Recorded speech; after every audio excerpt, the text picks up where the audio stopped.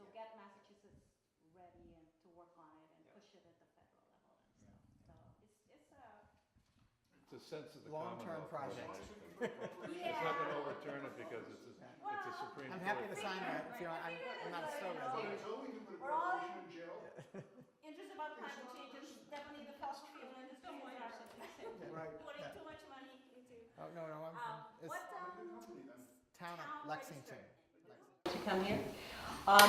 I met David Simmons at Indivisible, and he talked about carbon pricing. And there's a lot of confusion about what carbon pricing is. You know, is it a tax? What does it do? Is it good? Is it bad? How does it impact me? What am I supposed to do? And then I think the other thing that comes with it is to understand, okay, this sounds like a good idea. So what's Massachusetts doing? And how can we help Massachusetts be one of the leaders? So we can be in the same bucket as California, which is not a bad place to be if you're an environmentalist. So David is an activist. He works, you're the chair of The climate committee with one of the Indivisible groups, the Lexington one. So, and has really been monitoring and studying this issue a lot. But also, I'm sure we'll invite you to share your ideas and any thoughts that you had about carbon pricing and your concerns. And also we'll tell you about what's happening in the state. So without further ado, let me turn it over to David. Thanks, Sharon. So I'm going to talk about what carbon pricing is. As Sharon said, it's a method of reducing greenhouse gases without direct government regulation that actually doesn't cost the government anything. With the system that we're talking about here, carbon pricing and rebate. And I'll talk about what is going on in Massachusetts on this and what we can do to help. I thought I'd start though with, I know probably everyone in here knows a lot about climate change, and I don't need to convince people that it's real. But I do think it's important to step back regularly and take a look at where we stand on climate change so that we can understand the urgency of doing something very quickly. This is probably something a lot of you have seen. It's a NASA slide that shows atmospheric carbon dioxide levels going back 400,000 years. And so you can see something dramatic has happened since the Industrial Revolution. So, and these carbon dioxide levels are still increasing very quickly. Pre-industrial carbon dioxide level was 280 parts per million in the atmosphere. As of 2016, we're at 403, which is the highest carbon dioxide level that we've had in the atmosphere since the Pliocene era, which is more than 2.6 million years ago. And it's continuing to increase at about 2 parts per million per year. So what are the impacts of increased carbon dioxide? Everyone knows about global warming, but the scale of it, I think, people don't appreciate exactly how much heat we're talking about that's being added to the atmosphere. Having our current carbon dioxide level of 403 instead of 280 parts per million causes more heat. You know, the light comes in, the heat doesn't escape. And the amount of additional heat that is retained in the atmosphere from this additional carbon dioxide is equivalent to 4 Hiroshima bombs going off every second, just the heat from those bombs. So since 1998, the additional carbon dioxide level is equivalent to 2.5 billion Hiroshima explosions of additional heat that's trapped in the atmosphere. Where does it go? It does not all go into warming the air, which is when people hear these numbers about Hiroshima bombs, they think, well, why aren't we all scalding? Because 93% of the additional heat that gets trapped first ends up in the oceans, particularly surface layers of the oceans, and then the rest goes into the air and ground. So that's global warming, and it's not just air warming, it's not just increasing temperatures, it's ocean warming too. And then the second impact of carbon dioxide is ocean acidification, which is when you have the additional carbon dioxide in the air, some of that ends up in the ocean as acid, and that, some people call it global warming's evil twin, because it has a whole other set of impacts completely separate from temperatures rising. And global warming will get worse. And the reason is amplifiers. And we're learning a lot more about this area of science over the last 10, 15 years. And what these amplifiers are is that as the Earth warms up, there are mechanisms that kick in that increase the rate of warming. It is not a stable equilibrium. So when you increase the temperature, there is not a pushback to try to bring it back. It's the opposite. As you increase the temperature, it starts to spiral. And there are a few reasons for this. One is sea ice reflectivity. So this picture here, you can see the ice is white and the sea is darker. As you melt more sea ice and you expose more darker water underneath, the sunlight gets absorbed more. And so it causes an increase in the rate of heating of this ocean and the atmosphere above it. Second is tundra melt is a huge problem. As tundra melts in northern areas, tundra that has not melted for millions of years in some cases, as that melts, it releases methane that is trapped in the frozen soil. Methane is an even more potent global warmer than carbon dioxide, 84 times more potent. So as we continue to melt more tundra up in the north, that's going to dramatically escalate the global warming. And then you have ice sheet destabilization, and the other important thing here is dry soil heats faster. So as you evaporate water out of soil in semi-arid regions like the Mediterranean, once that soil dries out, you've all been in areas where you have a brown caked ground and it sort of swells up heat. As you stop having water to evaporate in the upper layers of soil, temperatures start warming up much faster. And then there's another very important point about global warming that people don't appreciate, and that is the lag. Even if we stopped burning fossil fuels today, we didn't put a single additional molecule of carbon dioxide in the air, those Hiroshima bombs still go off. We're still trapping more heat than before the Industrial Revolution. So even if you put in measures to reduce carbon dioxide outputs, reduce greenhouse gas emissions, the heating and these effects are going to continue for decades or centuries. So it will accelerate even if we do, it will accelerate if we put more in, but even if we stop putting any more in, we still are going to be dealing with increased warming. So what are the impacts? If we had just a 3 degrees centigrade increase in average temperatures around the world by 2100, if we increase to like 3 degrees, we've already increased about 1 or a little bit less than 1. If we get up to a 3 degree average temperature increase, these are some of the effects. About 3 to 6 foot level sea rise by 2100. That'll make a lot of coastal cities no longer sustainable, and those levels will continue to rise because of the lag effect. You'll have desertification of semi-arid climates. So California and the Mediterranean are two good examples where as you dry out that soil, then California turns into Arizona and the Mediterranean turns into northern Africa. Dust bowlification, which is actually a climate change term. Dust bowlification of the Midwest. So everyone knows about the dust bowls from the Great Depression. They will be more severe and more frequent ones if you increase by 3 degrees average temperature. More heat waves and droughts, more intense storms, which people have seen the effects of already, because as you have higher air temperature, more water is trapped in the air, higher humidity, so that when you have storms, there's more moisture there that has an impact. We'll lose the rainforests with a 3 degree increase because you'll have more fires. And so as you eliminate some of the water in those rainforests, they're very prone to fires. And we'll lose the coral reefs. That may already be gone at this point, but with 3 degrees, we certainly would lose most of the world's coral reefs. And mass extinction. Yeah? I find that I have to remind myself sometimes that the relatively small sounding 3 degree number is actually 10 degrees in our familiar Fahrenheit scale. So we're talking... not quite 10, it's a little less than 10. Well, 5. Yeah, more like 5. I'm sorry, 5, yes. Yeah. I'm sorry, I was thinking of a different company. Yes, but it's a bigger number, something that you would actually feel if you walked outside and you say it's 5 degrees. And this is an average, so 3 degrees average around the world, but global warming and air temperature increases are not uniform. It's not like a big bowl of water where all the heat distributes. And it will be higher in the poles where there's the more sea ice melting, and in the semi-arid regions where you get that dry baking ground. So a 3 degree worldwide average, you really need to double that in the Arctic, which is part of the acceleration problem. And I'm not sure whether it's double in places like California or in the Mediterranean, but it's more than 3 degrees there.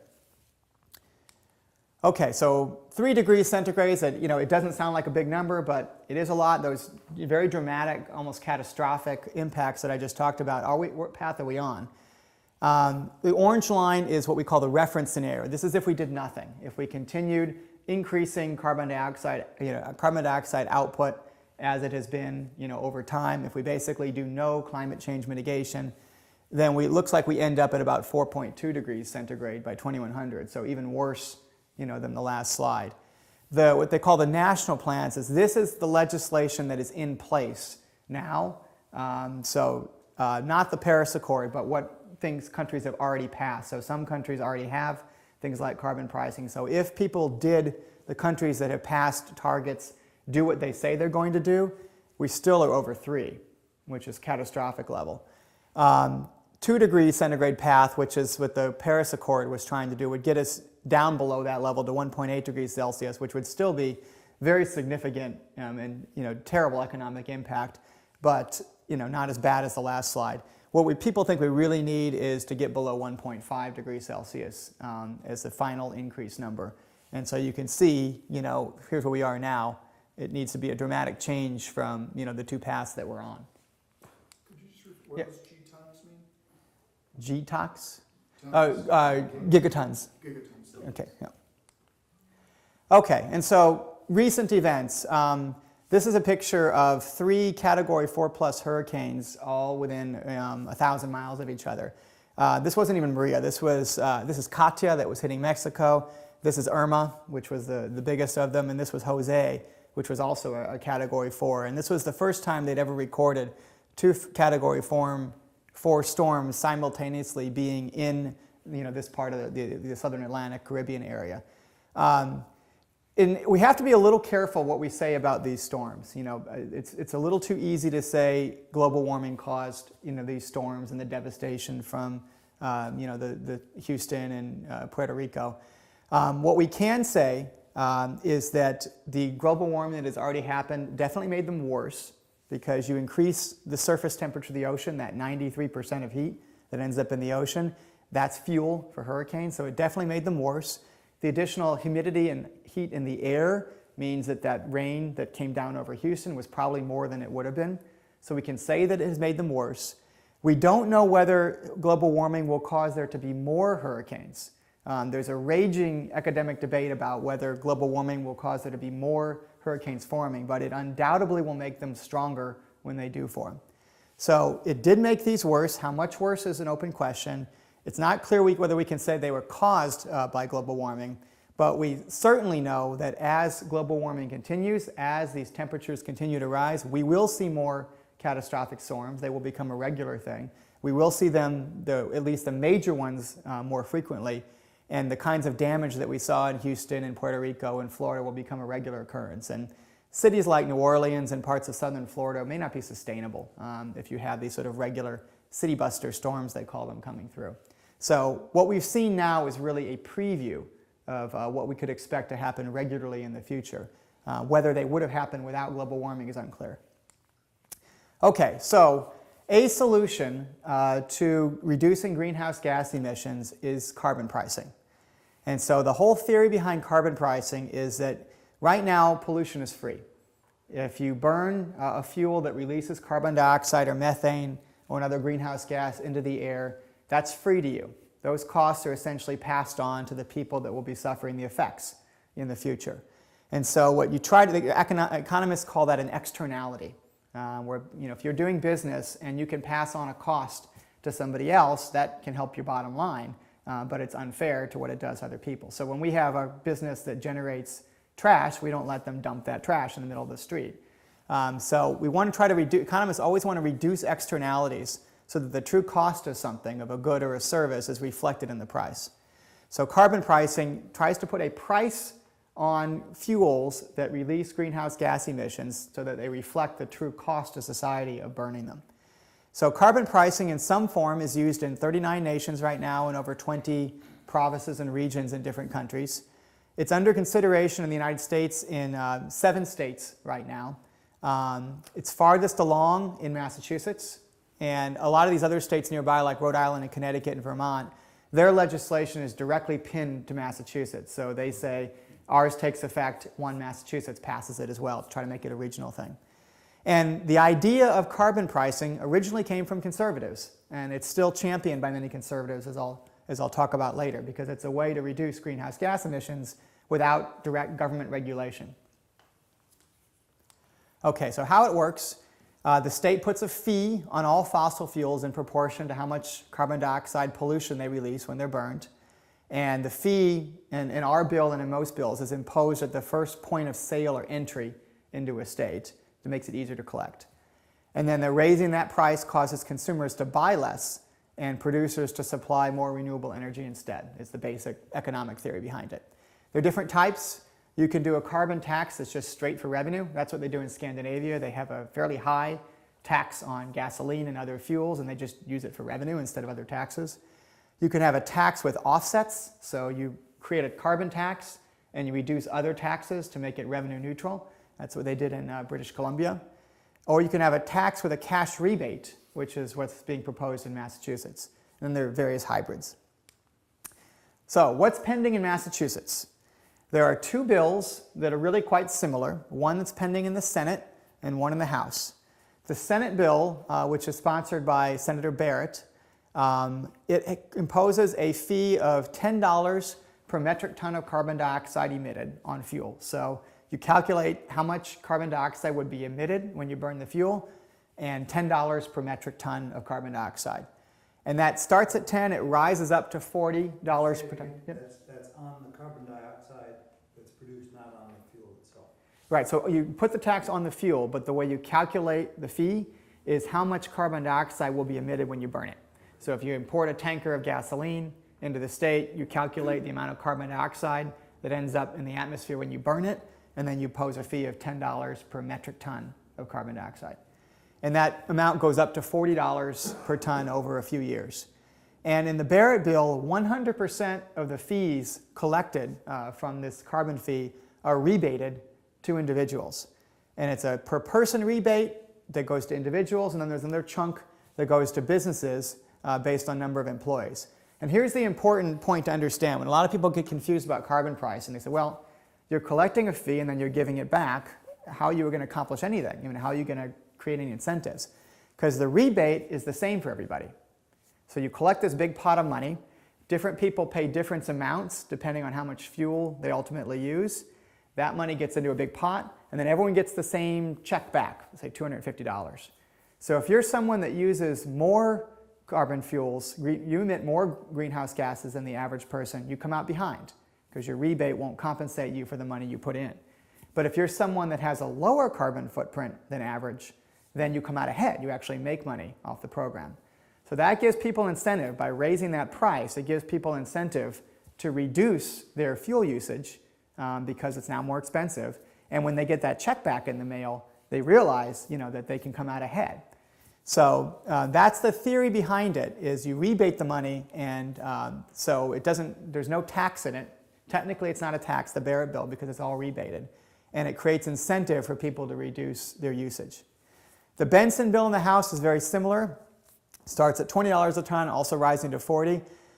She rebates 80% of the fees collected, but reserves 20% for a green infrastructure fund that's used to, and there's a provision in there that determines how it's used.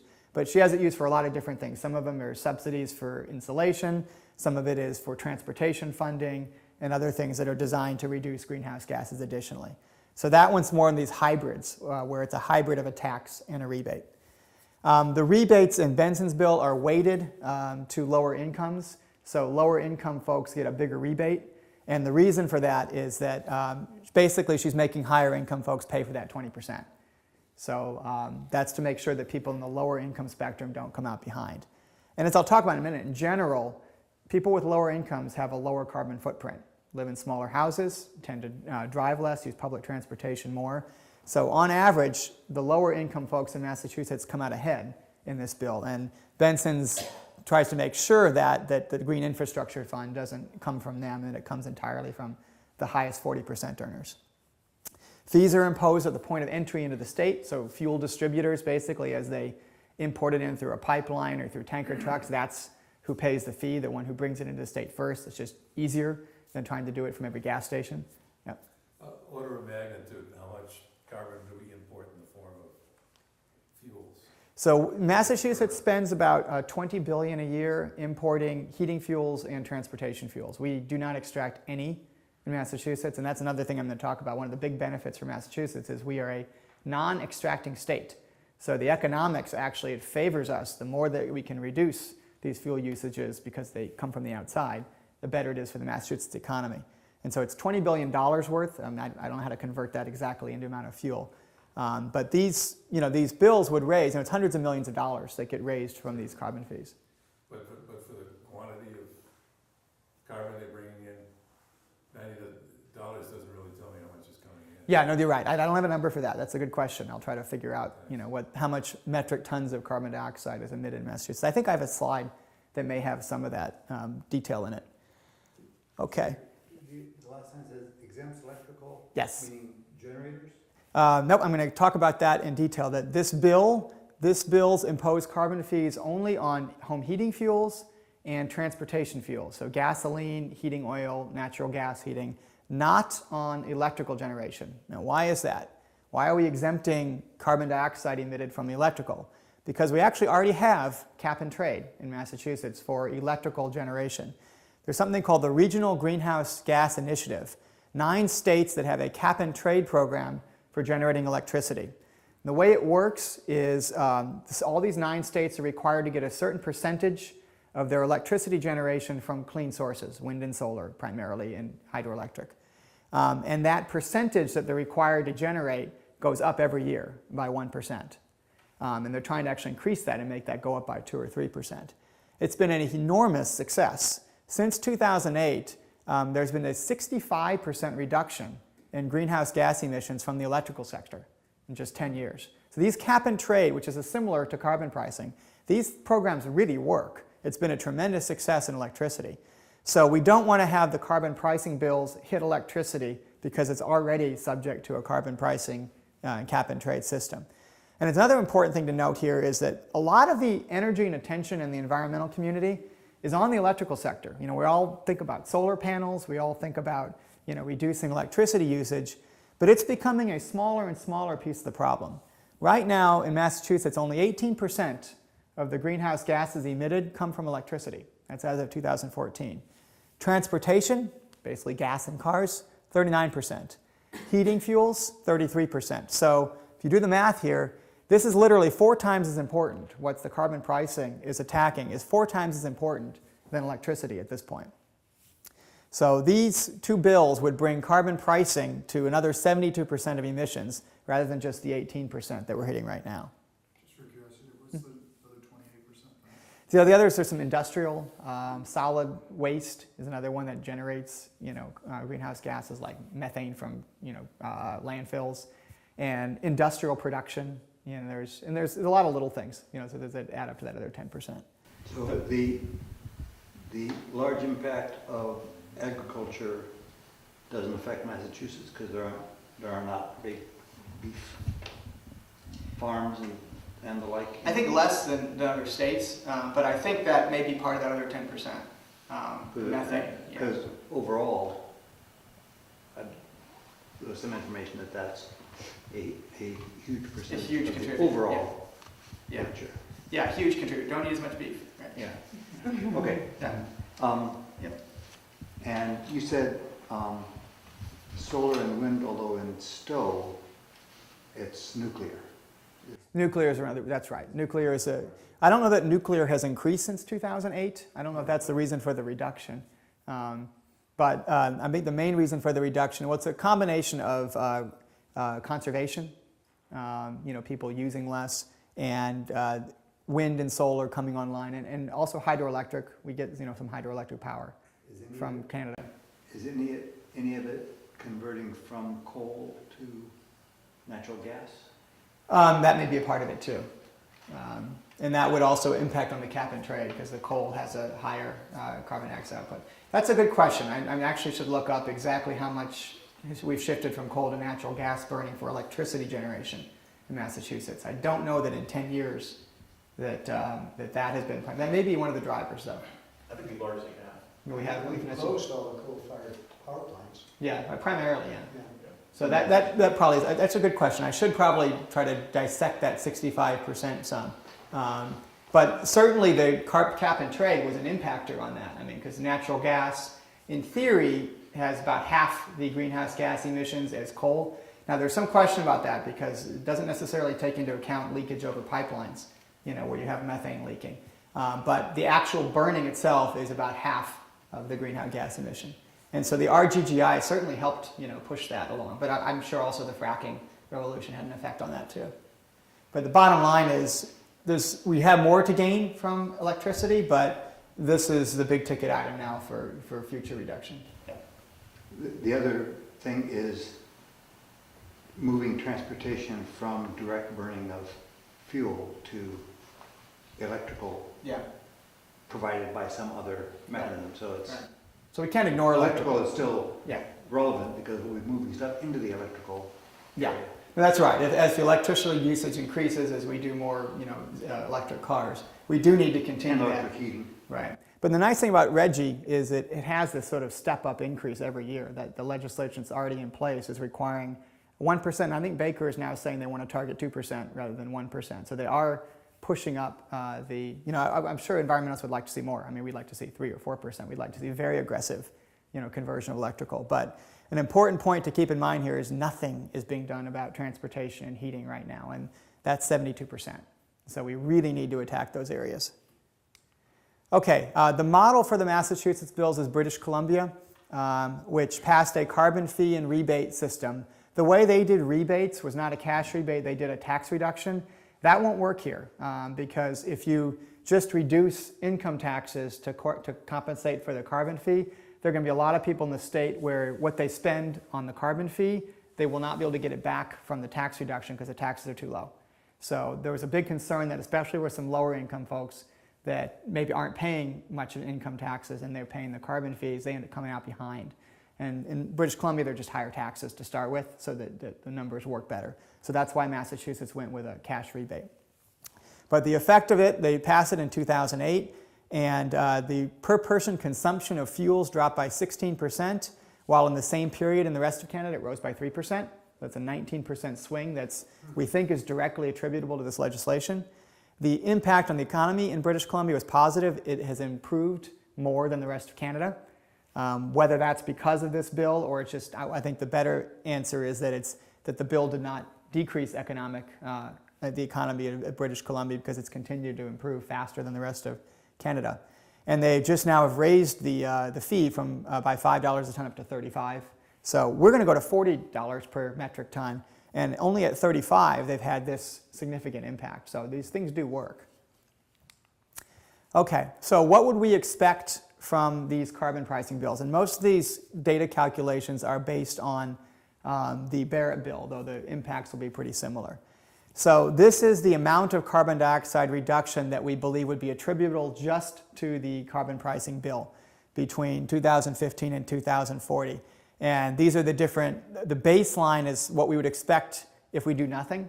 The carbon dioxide, the greenhouse gas emissions, you're going to see some reduction already because of the electrical cap and trade and because of just general other programs in progress. So this is if we don't pass the bill. If we do, it'll be somewhere in this range, which ends up being about a 5 to 10% reduction in greenhouse gas emissions just from this carbon pricing bill. 5 to 10% doesn't sound like a lot. Is that percentage? Does that mean? Now, yeah, this may be that quantity that someone was asking about. That may be it. Calculation should be in the order of a couple 100 million tons that gets imported. And if I'm off, it could be something like 60. Yeah, I'm sure I can look that up, and figure that out. But yeah, the 66 that's million tons is your guess. that would be my guess, but I'm not sure actually. Yeah, I'll figure that out. But I'm not sure what this axis is. It's not a percentage. I think this is an absolute number of some kind. But the percentage reduction is about 5 to 10% from this bill, and that actually is a bigger reduction than any other piece of legislation that's pending right now. The amount that you get from this one piece. Okay.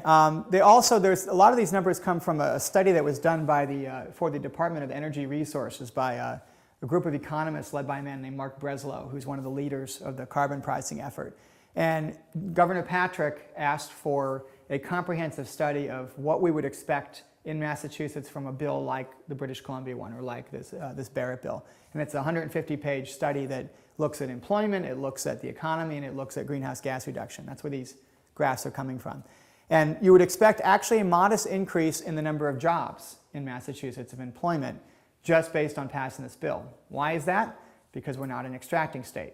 We have $20 billion a year that goes out of the state to pay for the fossil fuels we bring in. And if we spend less of that, then that money, in theory, more of it stays in the state. And so it's a modest increase, but it would be in the order of like 10,000 jobs additionally in the state from passing a bill like this. And what we see is residents. So this is who comes out ahead and who comes out behind.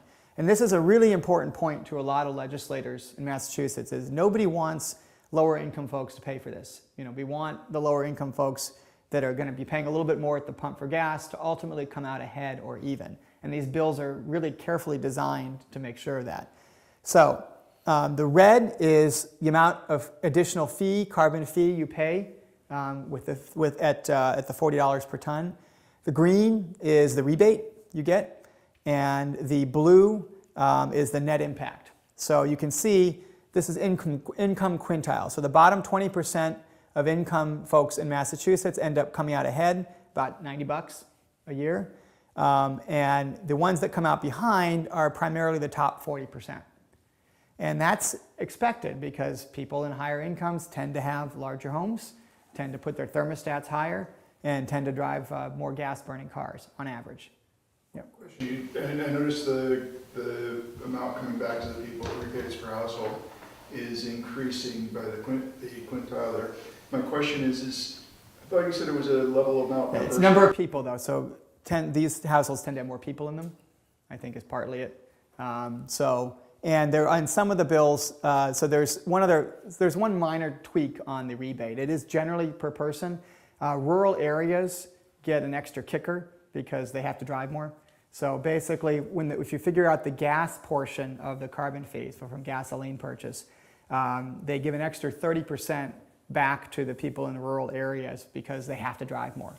And so the rural areas might explain it. Yeah. The number of people per Yeah, it's both of those. So the income quintiles are not exact there, but it's those two factors. So they start with a baseline of everyone gets the same rebate, but then in the Barrett bill, there is that 30% kicker for rural areas, and it's per person in the household. Yep. Where does the list of people come from? So there's taxes. When people file taxes, there's the data. So there's different ways to give the rebate back, and that's actually something that's discussed in the bills and is a point of contention, is how do you give the rebate money back? You could do it as a tax, when you file your taxes, you get a credit back. That's one way to do it. You could actually do it as reducing the withholdings that people do every month. But then there is a category of people, about 9% in the state, that don't pay income taxes. And so you reach them through other government programs. Most of those people are on the SNAP program, Supplemental Nutritional Program, food stamps. And so you could directly give the rebates back to them through the food stamp program. And that will reach most of that 9%. So they believe they can really get to everybody, that they can get the rebates back. What the bill proponents would like the most is a check, everyone getting mailed a check, because that has a bigger impact. The Department of Revenue may prefer to do it in some sort of a credit, as a tax credit, but it's left up to the Department of Revenue essentially to decide how to distribute that back to try to do it in the most efficient way possible. But it will there is a lot of data out there between the government programs and tax filing. You can pretty much identify everybody in the state. Is the definition of a person a Massachusetts resident? Yes, right, residents in Massachusetts. So college students? I think college students that's a good question. I believe college students do, if they have their residency declared here. If they don't pay taxes in the state, that's a good question. I need to get an answer for that. You can vote Right. as a non-permanent resident, but you're a resident for voting purposes, so I wonder about that. Yeah, no, that's a good question. And I can probably find the answer to that, whether college students, I'm guessing no, actually, if they're not declaring as resident and paying taxes in the state, but I'm not sure about that. It's a good question. Is this the $10 or the $40? This is the 40, I believe. If people are earning money in Massachusetts, they're paying taxes. Right. So then they're declared that way. But that's a good question. I'm sure there's an answer to that in college. Yeah. You just keep mentioning driving. How about flying? Does that affect it? It's not. You can't. Actually, it's illegal to impose taxes on. The federal government does that. So we can't tax aviation fuel. Yeah, you can't. The biggest. Yeah, that's preempted. Yeah. So it's in the percentage wise, it's much less than driving, just because of the volume of driving. But you're right. Jet fuels are a huge greenhouse gas source. But that's going to have to come at the federal level. Okay, another important point about carbon pricing is health benefits. So carbon dioxide directly doesn't have a health impact, but there are co-pollutants. Anytime you burn fuels, it's not just carbon dioxide, obviously, that's coming out. There's sulfur dioxides, nitrous oxygen, volatile organic compounds, and small particulate matters. That's the PM 2.5. And those, of course, have health impacts. We all know about air pollution and the asthma that it causes and other problems. And so Harvard and BU medical schools, Harvard and BU public health schools, did a study trying to look at what would be the health benefits of passing this specific carbon pricing bill. And they found, basically, using actuarial analysis, that it would save about 340 lives between now and 2040, just from the reduced pollution. It would reduce additional hospitalizations. And this is not even this is just deaths. This is not even taking into account like reduction in childhood asthma and other health benefits. This is just avoiding deaths. And they put a dollar figure on it of $2.9 billion, and where they calculate that as value per life using actuarial tables. Economists love that. So this $2.9 billion is a health savings, but it's really the value of deaths avoided from the bill. And I think this is a way underestimate, because you're not getting into the health benefits from people that aren't dying from the air pollution. Is the total lives saved like per year? No, that's total between 2017 and 2040. So it's hundreds, but there's many, many more that would benefit health-wise. Okay, so who's supporting the Massachusetts bill? There's a coalition of environmental groups that are behind it, and they're all coordinating, trying to get it passed. So this is just a list of the main ones, but there are other groups involved as well. And they call themselves the Massachusetts Campaign for a Clean Energy Future, and they've got a nice website. I think one of the lead organizations here is really this one called Climate Exchange, and this is all they do. They exist specifically for this bill, and they have some full-time employees that work on this, and they're funded just to work on carbon pricing. And also, carbon pricing generally has a lot of conservative Republican support, and that's really where the idea originally came from, like cap and trade originally came from Republicans. And there is a group called the Climate Leadership Council that campaigns for carbon pricing on the national level. And it started with an article written called The Conservative Case for Carbon Dividends. Now, Republicans are much better at branding things, so they don't call it a carbon fee or a carbon tax. They call it a carbon dividend, because it's money coming in and coming back to people. We use that term. That's a good term. We do, yeah. We should use that more. The carbon dividend. It only applies when you're rebating all of it. But if you're using it as a tax, but yeah, no, we should switch to that term. It's better. So the authors, James Baker, who you all remember from the Bush administration, Martin Feldstein, who was the original proponent of supply-side economics for Ronald Reagan. So this is a conservative crowd here. Ted Halstad, Henry Paulson, remember, was Bush's Treasury Secretary, George Shultz, Ronald Reagan's Secretary of State. And so they believe in climate change, they believe something needs to be done about it, and they really want carbon pricing as the economic model to deal with it rather than straight government regulation. And so this Climate Leadership Council has a number of groups behind it. And you can see like Exxon Mobil and Shell. So a lot of the fuel companies, if they have to choose between government regulation and carbon pricing, they greatly prefer carbon pricing, because it's more predictable for them. They can pass the costs on, more easily, and they're dealing with less regulation. Yep. What kinds of contributions are being made by Exxon and Shell? I don't know whether they are funding anything or they just are founding members of this group. So I don't know whether they're putting any money into it more than they're sort of endorsing or any this particular approach. Intellectual structure that they're recommending here, or anything that They are endorsers, I think, of this article and platform, which is $40 per metric ton, same amount as in Massachusetts, as a national carbon fee. And these folks advocate it being revenue neutral, so you reduce other taxes to make it revenue neutral. But just for an example, I could call up Johnson & Johnson and say, Mr. Vice President, are you supporting carbon taxes, carbon pricing? Is that something you're doing? So the organizations are at least on board with this Climate Leadership Council. That's a good question. I don't know, what specific platforms each individual company has or each board has, but they've expressed support for this approach to combating climate change. And even Nature Conservancy's in there, which is a different type of environmental organization where their model is to buy land and place easements on it and then sell it back. It's a different approach. Oh, it's a conservative? Tillerson is, has endorsed it. He wasn't he CEO of Exxon? Yeah. Yeah. So if their CEO endorsed it, that would suggest the company is. Yeah, and it's a good question whether there's form. I imagine the board has to have some sort of formal vote to be, have their name listed here, in a Wall Street Journal ad. This is cut from a Wall Street Journal ad where they're all endorsing it.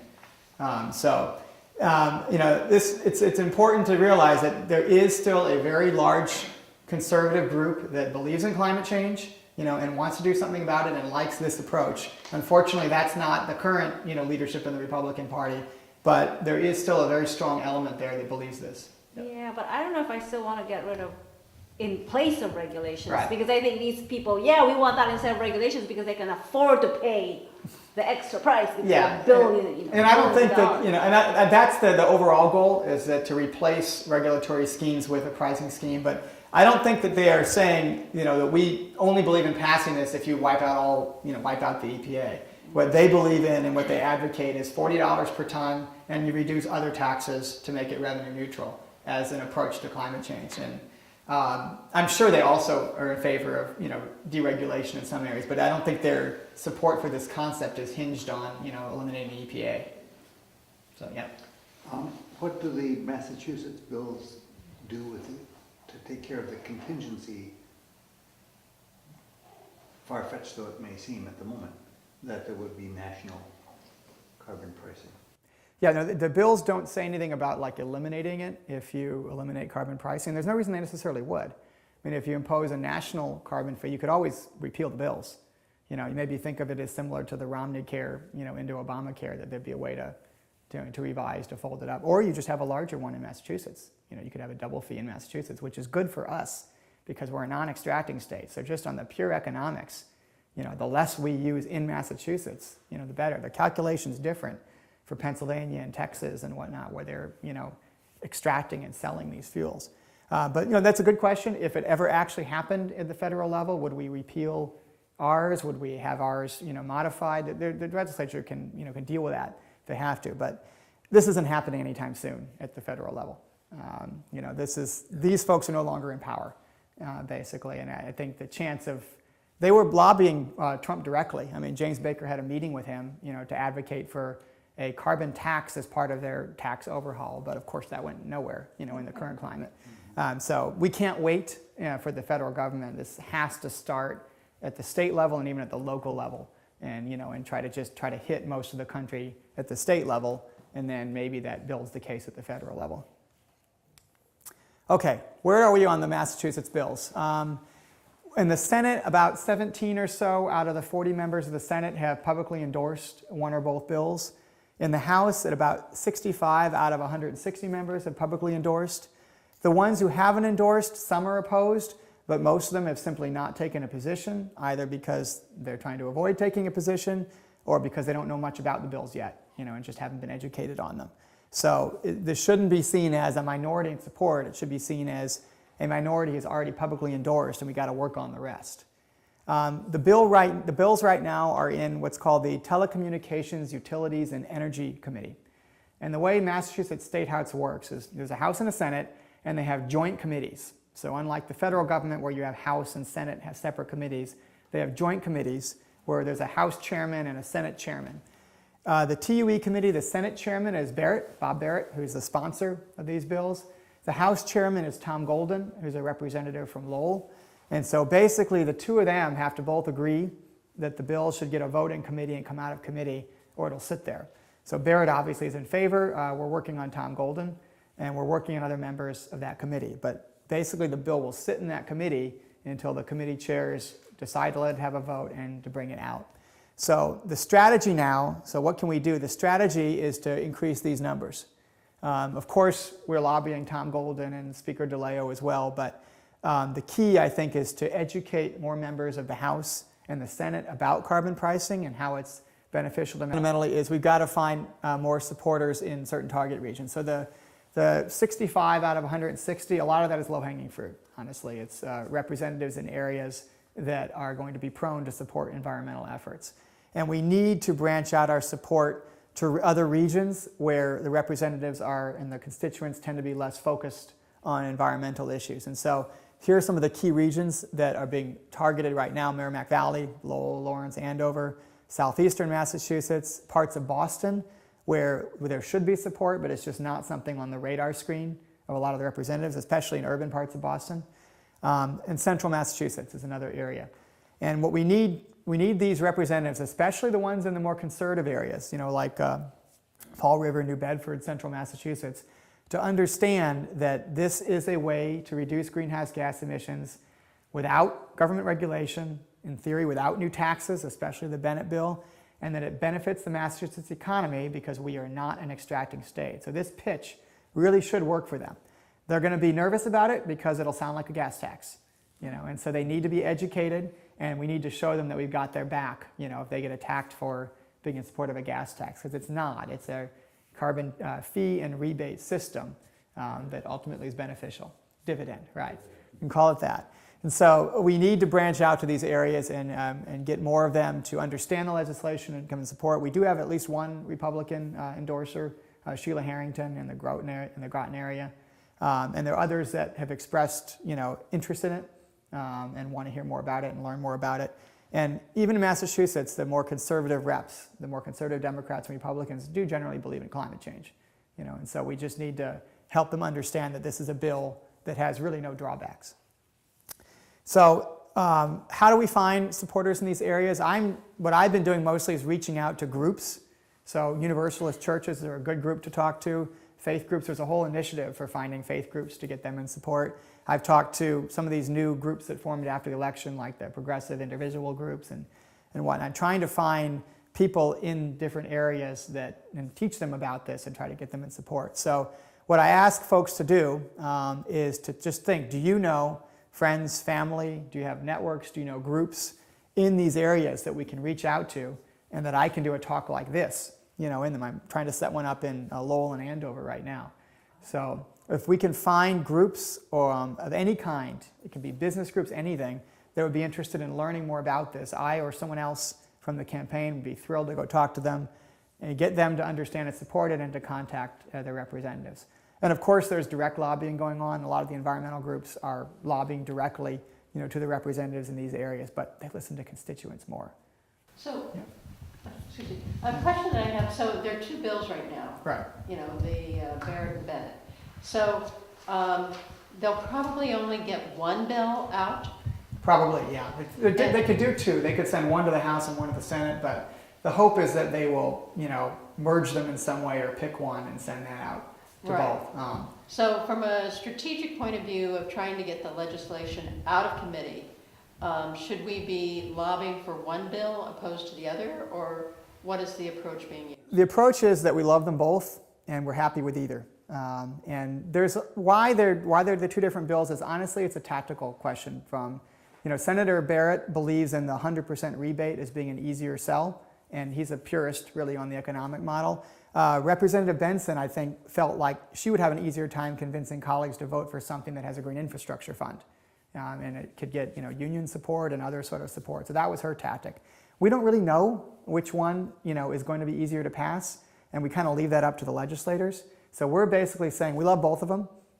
People have individual preferences for them, that's fine, and if they want to express individual preferences. But the main message we want to send to the reps is they're very similar. The differences are really on the margins, and we really want at least one of them to come out, and we'll support either one. And this is important because the infighting can be a big problem. In Washington State, there was an effort to do carbon pricing in, I think it was the 2014 elections. They got a ballot initiative. There were some economists that put out a ballot initiative that had a carbon fee and with a cut in taxes to correspond to it. So it was one of those 100% rebates, but they were doing the rebate in taxes entirely. And it was some economists that put this forward, they got the signatures, they got it on the ballot. But then some other progressive groups in Washington said, no, if we're going to do a carbon tax, we want to keep the money and use it for green infrastructure or social justice or different programs. And so there was a big fight between different groups in Washington state. And what ended up happening is a lot of the progressive groups, including Sierra Club, refused to endorse the measure that was on the ballot and actually campaigned against it. So Sierra Club and the Koch brothers were jointly doing ads against this bill, and of course it went down like 40 to 60. So Massachusetts is determined not to let infighting, get in the way of the big goal here. So we tell the state legislature, we like them both, you guys do what you think will pass, and we leave that up kind of to leadership to decide which one is going to get the votes, to get through. And it could be a hybrid. It's not that important, from the big picture of greenhouse gas reduction of which model you do. If there's no funding in it, you can get funding for green infrastructure in another way. That's something Senator Barrett talks about. Is he has his there's the fair use, the fair share tax. I don't know if you've heard of that. That there's a ballot initiative that's trying to pose an additional tax on income over $1 million that's targeted for education and transportation. So he says, well, we're already going to get transportation funding from that. So, we don't have to get green infrastructure funding from carbon pricing. Having some may be beneficial. Some people like that version better, but the key is getting something through, getting a carbon fee. Yep. Can you explain again how you got to that list? You're saying the representatives or senators are easier to convince? They're the low-hanging fruit? The low-hanging fruit, honestly, is the ones that have already endorsed. Oh, okay. So why these? These are ones where we feel that where we don't have support yet, but we feel we could get support. So a lot of these towns are chosen because there's a feeling that their senators or reps could become in favor, that they're not lost causes, basically. And these are areas that the bills actually are beneficial to in a lot of ways, because some of them are rural areas that get the extra kicker. Some of them are low-income areas, so the residents will generally come out ahead. So the people that are running, the legislative directors for the campaign that know the names of every state representative and their preferences and all that, put this list together as sort of the key areas to target. But we want to target everybody, we want everyone to call their own reps. But if groups or people in these areas, if we can get some good support in these areas, that probably what puts us over the top. Should we target reps that have influence in DeLeo? I mean, sure. A lot of the people know who they are. Yeah, so there's the House leadership. Generally, members of House leadership are reluctant to publicly endorse a bill because they just they don't want to be seen as putting the thumb on the scale too much. They want to sort of let it organically develop. So a lot of the people that are sort of right around DeLeo that are in the formal leadership positions try to avoid publicly endorsing bills, but they should still be worked on because they can privately endorse it, and so we certainly are targeting, there's, I don't remember the names of all of them. There's one in Medford and Donato, there's one in Providence, there are representatives that are influential over Speaker DeLeo that we certainly talk to, but really what he will listen to is, the overall support from his membership in the House. If that 65 number gets up to 90, I think it's hard for them, if you got the majority saying they will vote for this, it's hard not to bring it up for a vote. Yep. I feel like I'm only getting half the story, so what I wanted to ask was, who are the people that are supporting the other side of this, and what are their arguments so that we have counters to those arguments? Yeah. So there's not too many publicly opposing. There's some industry groups. I think AIM, I forget what that acronym stands for. Associated Industries of Massachusetts. There you go, right. They testified against it at the hearing in front of the TUE. So there are some industry groups that say their businesses will be disproportionately affected, ones that are carbon intensive, and there's some that claim that they would go out of business. It's not entirely right. Certainly there will be carbon intensive businesses will get hurt, more than others, which kind of should be. That's kind of the point, is you want those externalities to, to be factored into the price.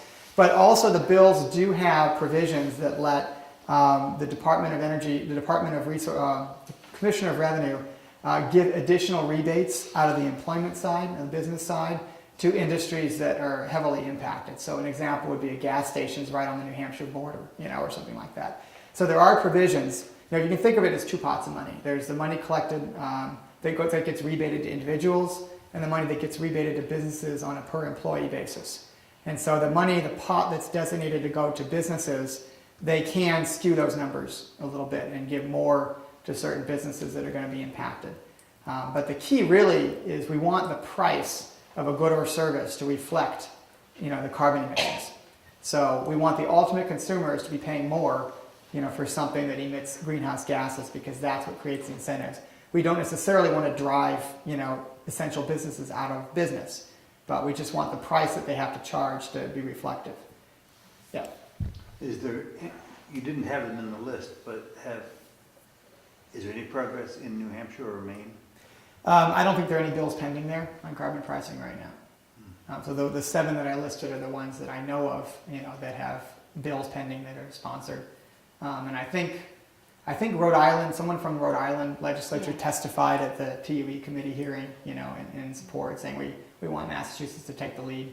So I think, they just want to see the biggest state, in the area go first, the biggest economy go first, and then they will try to follow along. But, maybe not. Maybe Vermont will surprise us and go ahead of the game. It could happen. California, of course, is far ahead of just about everybody because they have a lot of, some economy-wide carbon pricing. But we'd love to see even more there as well. And if we have, these 9, if we get the 9 RGGI states, I forget the number, but that's a significant percentage of the U.S. economy. So if we can get carbon pricing in place in places like Massachusetts and New York and California, and Illinois and some of the bigger states, then, we don't bypass the federal government, but we can accomplish, most of what a federal carbon fee would do. The GDP of 4 of those states, about 4 or 5 of those states would put it, if a country, would put it number 5, 4 or 5 in the world by GDP. Yeah, that's right. It's big. Yeah, the RGGI states, I think that was the number I remember. The RGGI states together would be one of the top 10 economies in the world. California by itself already is. So we got to start somewhere, because right now I think progress on this at the federal level isn't simply not going to happen, maybe in a few years. So we really need to start somewhere, and starting in states with large economies is a great place to start. And Massachusetts is sort of an ideal first place to start because we're a non-extracting state, so there's no natural gas extraction industry that's going to be, violently opposed to it. So the chance of starting here and making progress is better. So what we can do today is, so I brought some sign-up sheets, so anyone that wants to get emails from me about the carbon pricing efforts, I would just ask you just sign up your email, and I ask for your address just so I can look up who your representatives are, but I don't put your address in the database. I don't share, these emails with other groups. This is just for me, to reach out to people that are interested in writing and helping. On Facebook and Twitter, Climate Exchange has really good Facebook and Twitter accounts. They post a couple times a week, usually linking to articles, about carbon pricing efforts, and so you can sort of track sort of the movement around the world on it. And you can also email me. So I'll hand out those sign-up sheets. I know Sharon signed up already. That's how I came here, is Sharon signed up when I spoke at an Indivisible conference. And that's another way I can sort of try to reach and talk to more groups. Yes? I want to announce something that's very relevant after you're done. Okay, sure. So that's a nice picture. That's not You mine. didn't mention Senator Pacheco in this. Yes, he has some of his own bills. Yeah, and I believe he's one on the list of people that have said they will vote for the carbon pricing bill. He has some of his own approaches to things, and that's an interesting dynamic. And I don't really know, how he and Senator Barrett are working together or not. Right. Yeah, that's confusing. I saw some of that dynamic in the TUE hearing. Mm-hmm. But he also, I can't think of what his district is, but he's down here, his home district is down here in Bedford, isn't it? I don't know. It's a good question. And he's a lifelong champion of climate legislation in Yes. Massachusetts. So. Yes. Yeah, no, he has a number of his own bills, Yeah. And, there's a lot of bills in the state legislature. There's the carbon pricing bills, there's different RGGI bills, there's Senator Pacheco's bills, there's, solar bills that are designed to bring solar power to lower income folks. There's a lot of activity in the State House, and it's sometimes hard to know what, to spend the efforts on. And so I look to these environmental groups, and I basically ask them, what is the chance of passing? Which ones are bills that people are putting forward, to start the conversation, and which ones are bills that have a chance of passing. And a lot of them point to carbon pricing, and some of the RGGI, increased bills as the ones that, that a lot of them are focusing their energy on. I don't know how Senator Pacheco's bills fit in that category. I just don't know. He's doing another omnibus bill. So Yeah, he's trying to package Yeah. several of them together. And I just don't know whether those, have support among his colleagues or not. I just don't know. We But got one through last year. he did? Okay. It was his omnibus bill that eventually gave us the offshore wind farm Mhm. and a whole bunch of other issues were all packaged into Yeah. that. And a lot of these things can be complementary. One of the great things about carbon pricing is it doesn't preclude many other bills that you can do in the electrical sector, in infrastructure funding and transportation funding. It's just a straightforward, simple thing to put economic incentives in place to reduce greenhouse gas emissions. Yeah. After TUE, does it have to go through Ways and Means or? Yeah, it has to go through another revenue committee, I think. But I think the feeling is if it gets out of TUE, that's a smaller hill to climb. Oh, really? I think, because I think to get out of TUE, frankly, we're going to need to show majority in support. Yeah. You know why $10 and $40, where those numbers came from? I think the $40 comes from some different academic studies for what is the true social cost of greenhouse gas emissions. So it's basically to cover the externality. Right. So what will it cost And society? Why not just go 40 right away?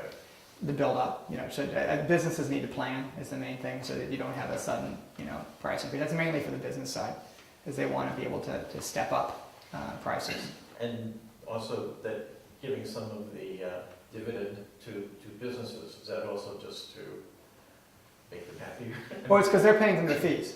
So a lot of businesses are importing, or using fuel. They burn it to heat their, office buildings. They may use it for industrial processes. So they're using fuels. They may have gasoline for their, truck fleets and whatnot. So they are paying fees too. And so the idea is to get businesses to also reduce their, greenhouse gas footprint. But the rebate, again, is equal. It's per employee.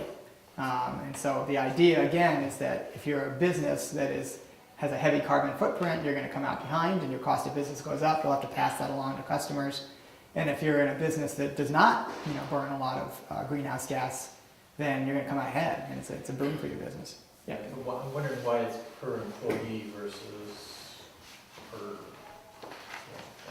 I guess jobs. There's a lot of different ways you can try to figure out how to, what's the size of the business. And I think that they settled on a number of employees as sort of a reasonable, way to distribute it, and encourages, jobs. But are you thinking of another way? I'm trying to think of another way that you would do it. You could do it, I guess, on what? Yeah, you could, but probably revenue and number of employees are somewhat correlated. We probably want to reward the companies that have more employees. You open up to gaming the system anyway. You just you might think of what kind of diverse incentives do you create or not. So hiring does seem like a good incentive. Yeah. Yeah. You mentioned this is the third time this is going forward. Where has it gotten stopped before? In the committee. In the committee. Yeah. TUE. So Yeah, it is pretty sure. getting it through the committee that we're trying to primarily focus on. And you Yeah. said one of the committee members is already for it? Well, one of the committee members, so this is the first time that Senator Barrett, who's the sponsor of the Senate bill, he has become the chairman, the Senate chairman, co-chair of that committee. He was not last session. So that was a cause for some optimism that he was in a position of one of the two chairmanships. But the other one is Tom Golden, who is not yet, signed on. Okay, so in some ways, that would be a focus to concentrate our efforts on things that Tom Bolden is concerned about and his constituency. Absolutely, that's And where is Lowell. his Lowell. So that, if that's one of those key target areas is Lowell. But we can't just, pin our hopes on Tom Golden. I understand that, but I mean, if 3 times it's been stopped in committee, getting it beyond committee is the biggest step right now. I think it's 3. Yeah, I think this is the 3rd session. I'm not positive on that, but. But strategically, thinking about it, yes, getting it out of committee is terribly important. Getting the chairmans to release it is important. But if you get a number of people in the House, so that, was it 67 or the number? We're at 65 out of 160 so Yeah, far. if we get more than 65, then DeLeo pays attention to it. Right. Who does Golden pay attention to? DeLeo. Yeah. So if DeLeo sees this massive support for it, then he's going to say to the committee, talk to little Golden and say, where's that bill? And that's, Should we target all committee members? Yes, and there's a lot of lobbying that has gone on to the members of the committee, and some of them are already in support, some of them are not. But there's a lot of efforts been directed at the members of the TUE committee, and of course more can't hurt. They are already well educated. I mean, they already know about the bill. You know, it's in their it's in their responsibility area, so they are familiar with it, and that's why I think we feel like that road has been that has been pushed a lot already. But we feel like getting more reps around the state that may don't even know what it is, or have heard of it but don't know the details and haven't thought about it, to get them to pay attention to it and say, yeah, this sounds like a good idea, I'd vote for it. And you're right. I mean, I'm no expert on the politics of the Massachusetts State House, but what I hear over and over again is that the speaker has a lot of power, just like in the federal government. And, getting his members to be in favor of something pushes him, and he has the ability, to influence committee chairman. Yeah. I was looking at the slide, you recommended some effort was needed in New Bedford and Fall River. Mm-hmm. And I'm thinking to myself, how would I possibly present this to a group of fishermen who burn fuel at the rate of a couple $100,000 a year? How can I sell them on this idea? Yeah, I mean, that's part of the resistance, is the industries that will be impacted more. And I don't those know will be- whether fishermen are going to be negatively impacted or not. That's a good question. Yeah, You know, however, when the hearing happened, there was a major hearing in front of this committee. There was the Fishermen Association I should think so, yeah. who spoke in favor of it. Yeah. Oh, good. A lot of fishermen are very worried about climate change because their Yeah, fish stocks. expensive fish. The rising ocean temperatures. There's a dramatic increase in ocean temperatures off the eastern shore of Massachusetts, and the fish stocks are being impacted by that. So there are fishermen organizations that are in favor. I don't know whether, if you polled all fishermen, how they would feel about it. But there are going to be industries, where their cost of doing business will go up, and the prices they have to charge, will go up, and that ultimately, can impact them. But honestly, that's partly the idea, is we want industries that have a higher carbon footprint, that the true cost to society to be reflected. We don't want to put important industries out of business, and so the bills do have provisions to give extra money, to certain industries that may need it to avoid too large an impact. But the idea is a modest push on everybody, on consumers, on people driving their cars, heating their homes, and businesses, and where they set their thermostats, what fuels they choose to use. I mean, we just want that additional economic pressure, to drive all usage down. That's right. The deadline is February 7th. So if a bill does not come out of committee by February 7th, then it is dead for that session. And it's a 2-year session.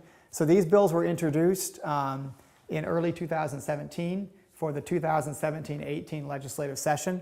And so if it doesn't come out of committee by February 7th, it dies there. There are sometimes exceptions done. They can, there are ways to allow a bill to come out late. But from what I understand, leadership is trying to reduce how frequently that happens. So essentially, if we don't get it voted and out of committee by February 7th, then it probably dies this session, and we have to reintroduce it in 2019. This is the third time, I believe, that this has been, carbon pricing bills have come up. Senator Barrett's bill has been, I think it's 3 times that they've introduced it. It's getting more and more support each time. I think Representative Benson's bill, this is the first time her version with the Green Initiative, the Green Infrastructure Fund, has been forward. So what's the role for us, for grassroots efforts and ordinary citizens? Step 1 is pressure our own representatives. So representatives listen to their own constituents quite a bit in Massachusetts. My representative told me when I started talking to him about this, that on major bills, they get about 10 calls. That's it. This isn't like, Congress, where when the tax bill or the Obamacare repeal is bill, they get flooded with thousands and tens of thousands of calls. No, most people are not paying attention to state legislation. So a little bit of constituent pressure goes a long way in the Massachusetts State House. Those numbers are probably up now, with all the increased political activism, after the election. But Jay Kaufman told me it was about 10 calls per major bills. So calling and writing and asking to meet with our representatives about these specific bills can go a long way. And it's not just trying to get people that are opposed to support. One of the legislative activists told me about what they call the 5-to-1 scale. 5 is a representative who says, I will never vote for this bill over my dead body. No way. Don't even talk to me about it. A 1 is someone who is, in for it and standing out on the street, picketing, in favor of the bill. So we can't get every 5 to 1, but maybe we can get the 5s to a 4, right? And get them from saying, I'm not going to vote for this, but I'm not going to, campaign against it. Or a 4, I'm in favor of it, to I'm neutral or I'm undecided. And then people that are already in favor, the 2s, try to get them to 1s. So every rep getting calls from, even the ones that have already endorsed the bill, giving them calls and showing constituents who are focused on this and care about it can increase the pressure, to have something happen. So we want to meet with everybody, even the ones that we know we're never going to vote for, just so they see that they've got constituents that it's important to them. And even more fun, and it takes lots and lots of individuals, networking and pushing out. If we just had, even 10 or 15 constituents in each of these different regions calling and asking for meetings, that can make a difference. I know in Lexington it was me and a few others, and Bob Caval and some of the Unitarian churches in Lexington meeting with Jay Kaufman that got him to support it. He was initially reluctant because he's the chairman of the revenue committee, and so his thought was, if we're going to do a carbon fee, I want to raise revenue. So he was reluctant, but from educating him about it and pushing him, he came on board. So it just takes a lot of individuals, and you can make progress at the state level much easier than you can influence. All the calling people are doing to their federal congressmen. I'm not going to say that that's useless for different issues, but you can have a lot more impact at the state level. So if I call these churches and they say, can we have a speaker to talk to? I'm happy to do it. Yeah, I'm happy to do it, and there are others that speak as well. And if we can get a big forum, we'd love to have like big forums in these areas where we invite a lot of groups and have 50 or 100 people. And if that happens, then we can probably get the sponsor of the legislation themselves to come, and the author of the bills, and you can get a big, get a big forum. They really want to do that in Merrimack Valley and in New Bedford area. So in my poor planning, I did not bring a pen, but if anyone would like to just be on my email list, and I will look up who your reps are and let you know where your reps stand, and it's You good. don't have a list of who's signed on already here. We already know. Okay, so those of you that have already signed on, and if you sign again, I'll check and double check. When I sort it, so I will see. We know who our reps are too. Okay. We know our reps are, Yeah. I just got asked the question, and I happen to think that our rep is in favor, but whether or not she's actually signed on. Is that Kate Hogan? Kate Yeah. Hogan. She has signed on to the Barrett bill, the Senate version. She has not signed on to the Benson bill. And I know that there's some effort to talk to her. And I've seen her, name as someone that you want to talk to. I don't know where that stands exactly, but she's certainly in favor of carbon pricing generally, but maybe one bill and not two. And so we would want to make sure that if the Benson bill happens to be the one that comes out, that she'd still, be willing to support it. So, but I don't. It's going to be good to ask her. That they will talk to you, and it's amazing. You can email these state reps, and anybody emails them. Almost always, they email back and say, "Sure, I'm happy to meet with you." Because they have a much smaller constituency, and they want to hear, from people and hear what their constituents are interested in. It's very different from the federal level. Is email or call both effective, or is calling more effective than email? The most effective is to request an in-person meeting, but emailing versus calling, I've heard both ways on that. I like the idea of emailing, because you can say more in an email than when you call. You're probably leaving a message, with a staff member, and I'm guessing you get a little checkbox, So I do emails, and a lot of them read their emails and respond. I've seen people have forwarded me, dialogue back and forth between one constituent and their representative, especially the House representatives, because they're, 30,000 or something per constituents per representative. It's not a big number, so they do want to hear from people. Yes? Nice slides. Are they on your website? Nope, I don't, but I can email them to you if you'd like. Yeah, so, sure. Okay, so I'll send these around. Does anybody have a pen? I see one pen. We have right here. pens. Okay, good. But I want to thank you all for coming and attending. Really appreciate the effort, and thank you, David, for coming out and doing Thank you for having me. Thank you. So, yeah, I'll get. Yeah, so actually anyone that signs up, if you want the slides, I'm happy to give them to you. So it sounds like the biggest opponents to this are ignorance and the AIM. Yeah, I think specific industry groups and just lack of knowledge. And I think honestly there's fear among a lot of representatives in more conservative districts that they will be labeled, you passed the gas tax, you know.